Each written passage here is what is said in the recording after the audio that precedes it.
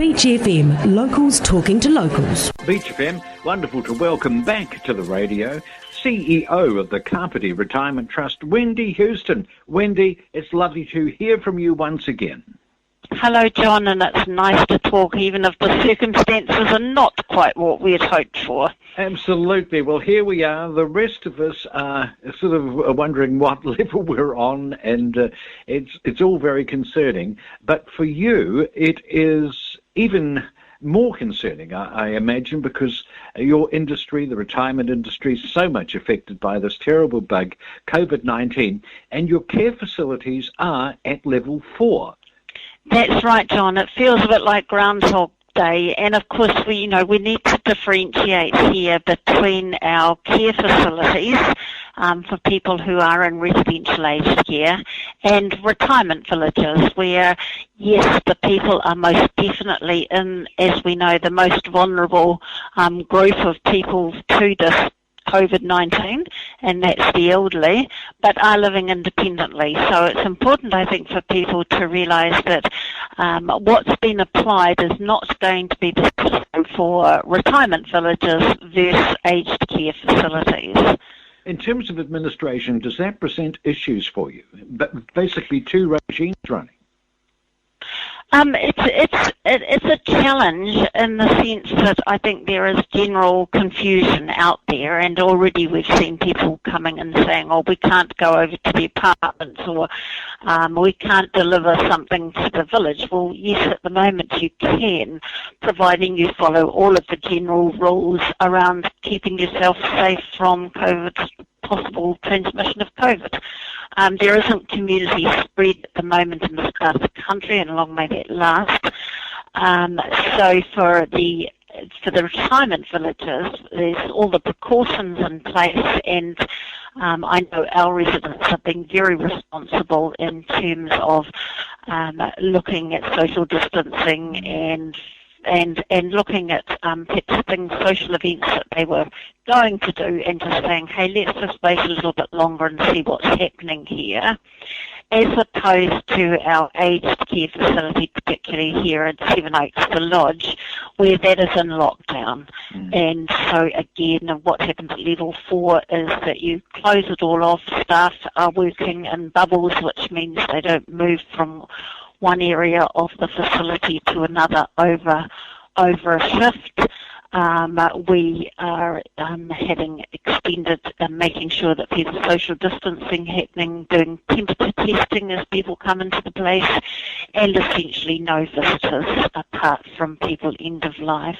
Yeah, so it's a real challenge, and as per usual, we've been here, done it once before. The staff are just magnificent in how they're responding to it. They are magnificent, but they must be a very large responsibility for you, and that must mean that it's tough on you, Wendy.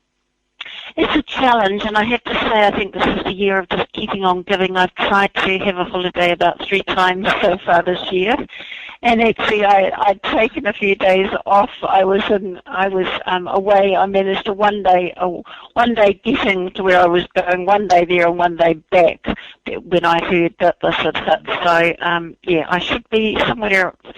Mount Maunganui, I think, was the plan for today, but so be it. But it is, as I said, you can only look at the stuff and see what they do and support them in doing it, and that's what I see my role as being. So I've got to say a Chinese wall. It's not a Chinese wall. You have got a wall between the staff at the lodge and the other staff because we don't want cross-pollination in the event the worst happens. And that's what we have been, again, the guidelines are coming out and are very good this time, I guess, because we've gone through it once before, so they are quite clear. And that is that staff should not be working in multiple areas, and that is just about, again, minimising the opportunity for any bugs that might be out there to be passed on. But we know that the same things that we tell the general population, we also, our staff manage particularly well, and we've kicked into gear with even the boxes of stationery that arrive in, along with all of the food products, are all being sprayed with bleach as they come in through the door, and are left to sit until the bleach dries on the boxes before they're then handled again to take them down to where they need to go. We've had we've been accumulating in this intermediate stage PPE equipment. We've had more deliveries today of face masks, that's perspex face masks that people can wear, so that these are a little less, I guess, intimidating, particularly with the likes of dementia residents, because the residents can still see the staff's faces as opposed to being confronted with masked people that they don't recognise. Temperature, yes, we've just had more temperature probes delivered today, so that we've got plenty around. So all of these things are just a constant challenge for the care staff to get on top of. So yeah, it's just a gift that keeps on giving. It's amazing how the English language keeps evolving. I think everyone knows what this PPE is now, the latest acronym. Do you have enough PPE?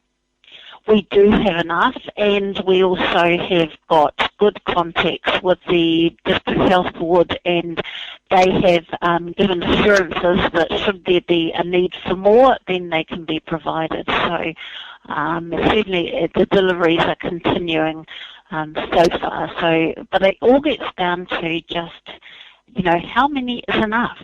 Yes. And until you actually need them in a crisis situation, you don't know. But we just have to believe and hope that there has been enough time for planning to continue in this breathing space we've had, to know. And certainly every indication that we're seeing so far is that this is the case, that there will be enough out there should, and hopefully it won't be needed.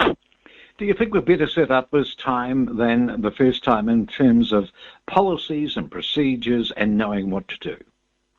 Oh, undoubtedly. We're streets ahead, and I think even just these simple things of what people need to do to maximise their safety, the hand washing, knowing how to hand wash, the availability of the alcohol gels around the place, and that we've got, local businesses, such as Chris Barber and his business manufacturing it here in Kapiti is a huge plus, and able to do that for us locally. So when I think of the chaos that we actually had to when we went first into lockdown, and the information we were getting that did seem on occasions to flip-flop, whereas this time around it's coming in. And do you feel as if you're getting enough support from government? I think, we work, as I said, we are getting a lot of information also from the Ministry of Health and their guidelines, and I really can't think of anything that we would want that they haven't done, John, at this particular point in time. It's a case of, I guess, you don't know until you need something and you can't get it. But we haven't been in that position to date. So it's as good as it can be from my perspective at this point in time. And we, as I said, we have learnt such a lot from the last run through, and that's put us in a better position. How about your wonderful staff? It must be difficult on them and their families. I think this is a challenge at the moment because you've got two parts of the community. You've got the majority, and this is, we were just talking about this a wee while ago. You've got the majority of the population who, for all intents and purposes, are really continuing on at level 2, much the same. And then you come to work, and suddenly you're faced with the fact that, yes, we're in lockdown. And so having to go out, and so it's almost a case of having to say, when you're at work, this is how it's happening, and we have to do the things that we did at work and make sure that, people go home and change their clothes and don't work, as we talked earlier about the different areas, but then can go out and be in the community along with everyone else. And, that poses some uncomfortable risks, I guess, for some people. They're not quite sure how to manage that. And that's a learning process for us all at this stage. I suspect, though, that we're all learning, and there's less now that we don't know in comparison to where we were before. And that's the community in general. I think that we're all much better prepared this time around. And let's hope that there is a finite end to all this and that life returns to something like normal, because it doesn't feel normal at the moment, does it? No, it doesn't. I think, the whole issue around masks is a big one, that we've come such a long way. Yes. Last time it was very clear, you only need masks as part of PPE equipment. Since that time, we now have known that, the masks and the use of masks in the right way can perhaps not help you not get it, but will sincerely help you not spread it. And so we've come a long way with that. But it's one of those things too. Someone said, well, are you providing all of the residents with a mask? Now, for me, that actually sends a bit of a confused message, because if we say to the residents out in the village who we know are vulnerable, here's masks, everyone, because we're giving them to you, well, isn't that nice? But does that then mean that it's okay for them to go to all the places that they shouldn't be going to, like public transport and shopping, or into close proximity with other people? So is there a bit of cabin fever going on in the village? I think at the moment it's very controlled, but people are feeling their way. And, it was certainly when we did come out of lockdown last time, people were wanting to get back to normal, and totally understand that. And I don't think we've got cabin fever yet, but people are just not sure what they should do or not do. And, I would just say to everyone who is an older person, you are the most vulnerable risk group. So consider that risk when you make decisions about where you're going, what time you're going, and what you're going to do, and who you're going and mixing with.